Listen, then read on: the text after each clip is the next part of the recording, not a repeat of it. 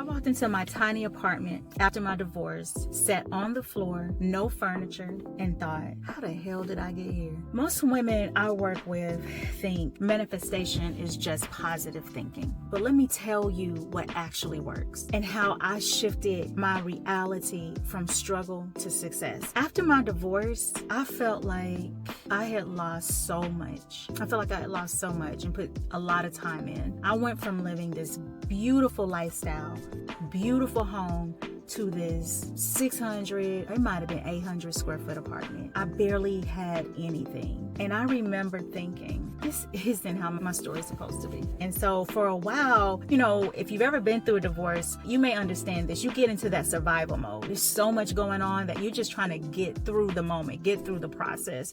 And so I was just getting by, like emotionally, mentally, I was literally just getting by.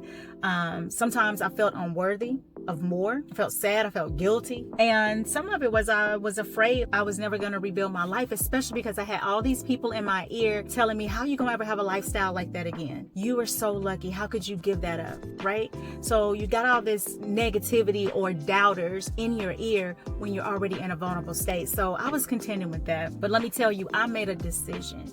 Instead of focusing on what I had lost, I started focusing on what I was going to create. That was a game changer.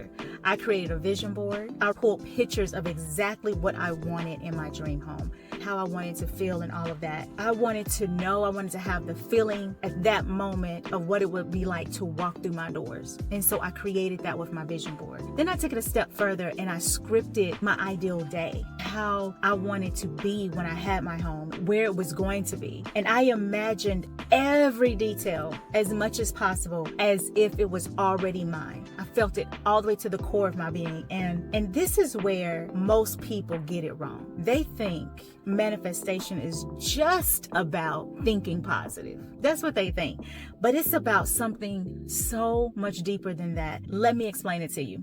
So your mind has to meet your actions. It has to. You can't just visualize and then decide, I'm just going to sit here and wait. So you have to visualize and then you have to move. You have to believe it's possible and then you have to take inspired action towards that belief. That's manifestation. That's how you start to move towards manifesting the things that you want. So for me personally, at that time, that meant shifting my self-image. I stopped seeing myself as a woman who had lost everything, who was starting like completely over and from scratch and didn't have anything. And I started seeing myself as someone who was rebuilding, someone who was capable, someone who was stepping into their abundance.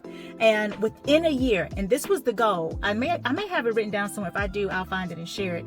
But I had said within a year, I was going to buy my house. And sure enough, within a year, I had the keys to my new home in one of the hottest areas in the city. And it's still one of the hottest areas in the city.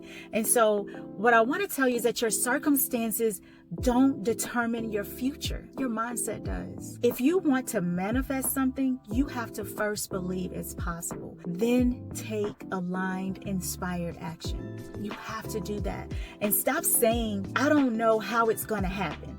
And start saying, I trust that it will. Two different ways of thinking right there. So when you start to move in faith, the doors will open. That is a real thing. So if you're ready to start moving from where you are to where you want to be, I put together mindset techniques and tools that I've used for myself in my free abundance mindset bundle. I have that available for you so you can start the journey. DM or comment shift below if you're ready to start moving towards where you want to be and stepping into that identity. As always, I love you, and remember that all things work for your good.